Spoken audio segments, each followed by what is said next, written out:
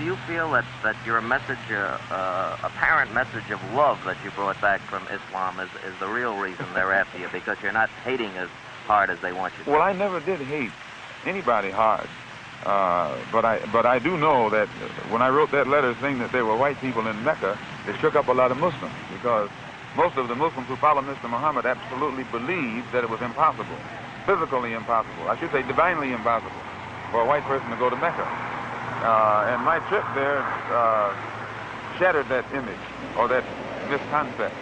Anyone call you directly, Malcolm? Oh, I've been receiving calls ever since I left the Black Muslim movement. And what sort of calls, Malcolm? You're disenchanted in view of the fact that these men who were your brothers are making threats against your life? No, because actually it's not their fault.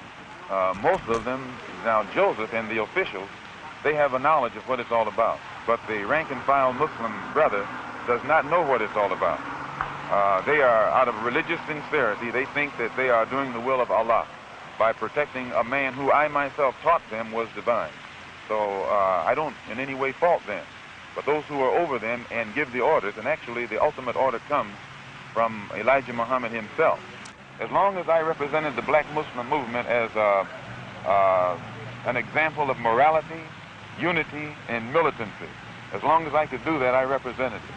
It was when I realized that it could not be represented as that I came on and started working among the non-Muslim Negroes, as I announced in January. And I had no intention, or rather March, and I had no intention of ever even speaking on this. Had they left me alone, you still wouldn't know what really took place. Why are they threatening your life? Well, primarily because they're afraid that I will tell the real reason that I'm out of the Black Muslim movement, which I never told. I kept to myself. But the real reason is that Elijah Muhammad, the head of the movement, is the father of 8 children by 6 different teenage girls, 6 different teenage girls who were his private personal secretary. The one who first made me aware of this was Wallace Muhammad, Mr. Muhammad's son. And I had stated in a newspaper article about an effort to take my life back in January, and at that time the Muslims denied it. In fact, they tried to make it appear to my brother that I was insane.